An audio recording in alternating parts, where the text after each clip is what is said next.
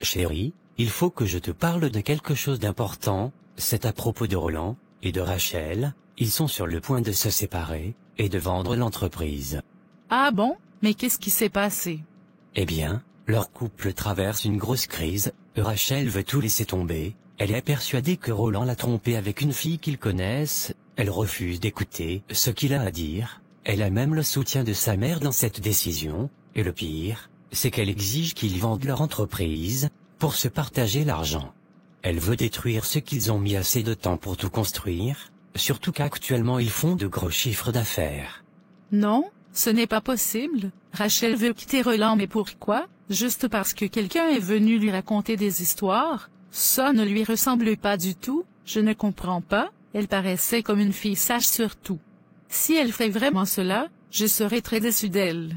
Roland m'a juré qu'il n'a rien fait avec cette Vanessa, il dit que ce sont des mensonges, et que cette fille fait tout ceci pour les séparer, mais Rachel ne veut pas le comprendre, et honnêtement, connaissant le garçon, et je le crois, ce n'est pas le genre à courir après toutes les filles, c'est un jeune très sérieux. Mais c'est insensé ce que Rachel veut faire, ils ont tout construit ensemble, ils viennent de très loin, Rachel était là depuis le début, dans les moments les plus difficiles, et maintenant qu'ils ont enfin une certaine stabilité, elle veut tout détruire, juste à cause d'une rumeur. Ce qu'elle ne réalise pas, c'est qu'il y a des gens qui ne supportent pas de voir le bonheur des autres, la jalousie et la méchanceté peuvent pousser certaines personnes à inventer n'importe quoi juste, pour détruire ce qu'elles n'ont pas. Exactement, et Roland est affecté, il regrette même d'avoir construit tout cela avec elle, il dit qu'elle gère une grande partie de l'entreprise, et que si elle s'en va, ça pourrait faire beaucoup de dégâts. Non, il ne faut pas qu'il pense comme ça, ce n'est pas parce qu'elle veut partir que tout doit s'effondrer, personne n'est indispensable, l'entreprise peut continuer sans elle, avec les bonnes personnes, mais ce que je veux surtout dire, c'est que Rachel doit ouvrir les yeux avant qu'il ne soit trop tard. Je vais lui parler, elle m'écoute beaucoup, elle doit comprendre qu'on ne jette pas plusieurs années de relation à la poubelle à cause de ce genre de choses, même si, et je dis bien même si c'était vrai, que Roland a fauté, ce n'est pas une raison pour tout détruire. Tu sais bien comment c'est ici à Abidjan, quel homme ne trompe pas, si toutes les femmes voulaient quitter leur mari pour ça, combien de couples tiendraient encore? Je ne dis pas que c'est bien, mais faut être lucide, et puis surtout, est-ce qu'un malentendu annule tout ce que vous avez construit ensemble? Elle doit réfléchir avec sagesse. C'est exactement ce que je pense, Rachel agit sous le coup de la colère et de l'émotion, mais elle risque de tout perdre, et dans quelques mois, elle va peut-être regretter cette décision.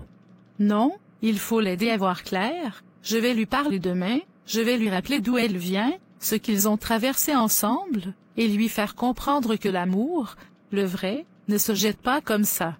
Merci chérie, j'espère qu'elle t'écoutera, Roland a besoin de soutien. J'ai appris quelque chose aujourd'hui, quelque chose qui m'a glacé le sang. Qu'est-ce que tu as appris? J'espère que ce n'est rien de grave. Samira, tu te souviens de Samira, ma camarade? Oui bien sûr, celle qui a voulu te conduire dans cette vie de débauche. Qu'est-ce qu'elle a? Apparemment j'ai appris qu'elle a le sida. Sérieusement, mais c'est terrible. Elle est jeune pourtant, elle avait toute la vie devant elle, elle a préféré tout gâcher à cause d'un bonheur éphémère. Oui, et elle l'a gâché, à cause de la facilité, à force de chercher l'argent rapide, les voyages, les sacs de luxe, les montres, elle s'est exposée à trop de choses, je suis vraiment choquée, j'ai toujours prié, pour ne jamais suivre cette voie, pour ne pas me laisser tenter par tout ça, je remercie Dieu tous les jours pour ma vie. Tu as raison de remercier Dieu, cette génération est pressée, trop pressée. On ne veut plus attendre, plus bâtir petit à petit. Elles veulent tout de suite. Le résultat, c'est ça. Elles sautent les étapes, prennent des risques insensés, mais il y a toujours un prix à payer. Ce qui me fait mal, c'est que ce genre d'histoire est de plus en plus fréquent, et pendant que certaines sombrent, les autres continuent de courir dans le même piège. En parlant de piège, il y a aussi une autre situation qui me travaille, c'est l'histoire de Roland et Rachel. Ah oui, c'est le couple parfait, je les aime bien, ils sont toujours soudés, qu'est-ce qui se passe? C'est Vanessa, elle a raconté à Rachel que Roland l'a trompée avec elle, et tu connais Rachel, elle a cru sur parole, sans preuve, sans creuser, sans même interroger Roland sérieusement, elle est dans une colère noire, elle veut tout laisser tomber, même l'entreprise qu'ils ont bâtie ensemble. C'est pas vrai, mais Vanessa, tu penses qu'elle ment? J'en suis convaincue. Tu sais comment est Vanessa, elle est jalouse de Rachel depuis toujours, elle ne supportait pas de la voir heureuse, épanouie, avec un homme aimant et une entreprise qui marche, elle cherche à détruire leur couple, à prendre sa place, j'ai dit tout ça à Rachel, mais elle refuse de m'écouter. C'est bien dommage, vraiment dommage, je les appréciais sincèrement, je pensais qu'ils allaient se marier bientôt, ils étaient l'exemple même de la résilience et de la complicité. Moi aussi, mais le problème, c'est Rachel, elle est trop fière, trop impulsive, elle a déjà pris sa décision, même sa mère l'encourage à le quitter, elle refuse toute discussion. Tu sais, parfois, c'est dans les épreuves qu'on voit si l'amour est réel, si elle l'aimait vraiment, elle chercherait la vérité avant de tout détruire. C'est ce que je pense aussi, et honnêtement, j'ai peur qu'il regrette. Est-ce que tu sais que Samira est venue me voir aujourd'hui? Encore elle veut quoi encore? Elle m'a dit qu'elle a chopé le sida, elle m'a carrément supplié de l'aider, comme si j'étais sa mère, elle a pleuré devant moi Vanessa. Franchement, elle a foutu sa vie en l'air, elle m'a dit aussi, mais bon, c'est pas étonnant avec la manière dont elle vit, elle fait n'importe quoi. Je lui ai dit que je ne suis pas sa mère, ce qu'on faisait, c'était un business, elle travaillait, elle était payée, elle devait savoir mettre de côté, quand tu manges sans penser à demain, voilà ce qui arrive.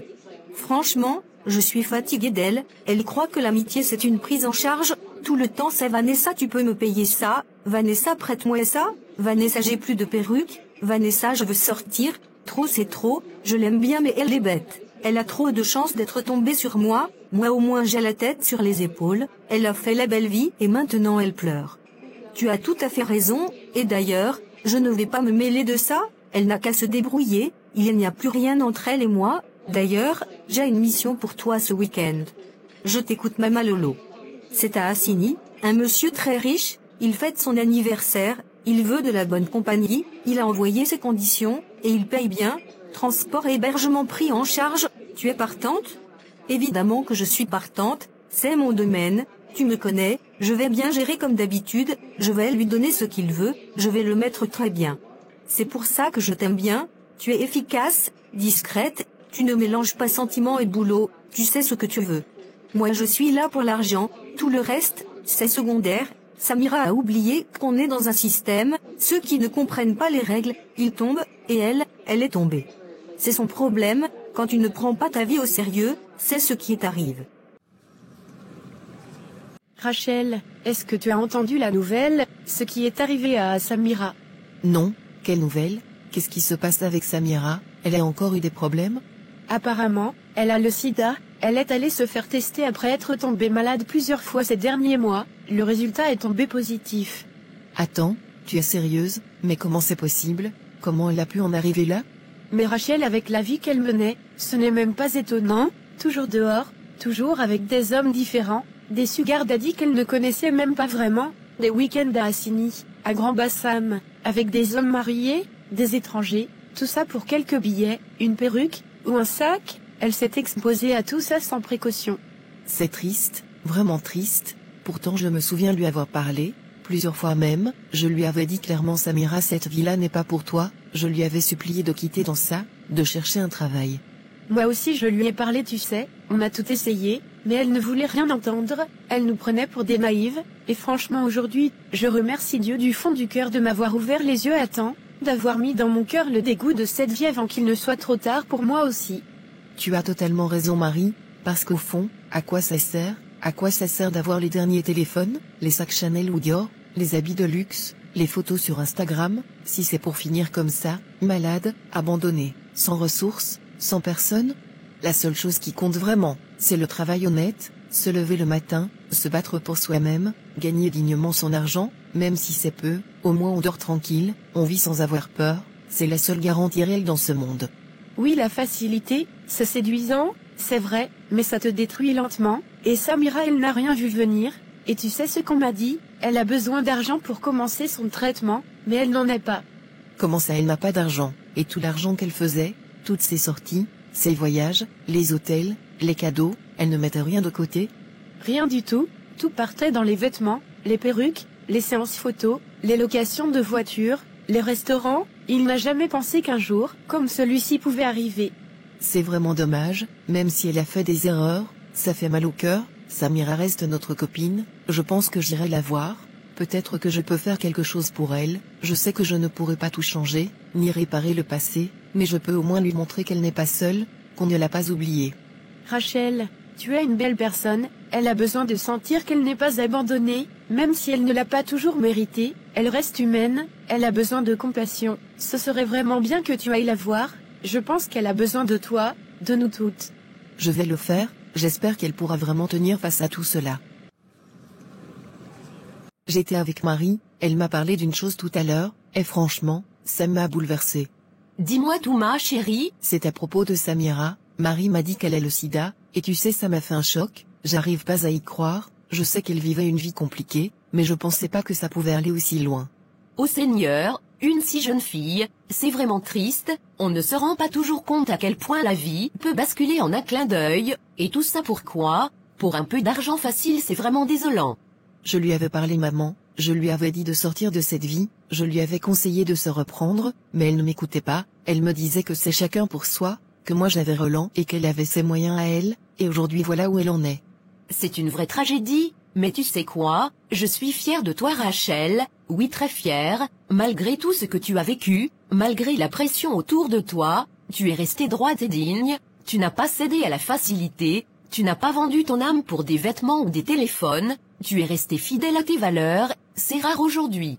Merci maman, vraiment je rends gloire à Dieu, j'aurais pu tomber aussi, mais il m'a gardée, je pense que j'irai la voir Samira, je ne peux pas rester sans rien faire, elle reste une amie, malgré tout. Oui, va la voir, c'est bien, ça montre que tu as du cœur, et peut-être que ta présence, ton soutien, pourra l'aider à traverser cette période sombre, on ne peut pas effacer le passé, mais on peut aider quelqu'un à reconstruire un peu d'espoir. Tu as raison maman.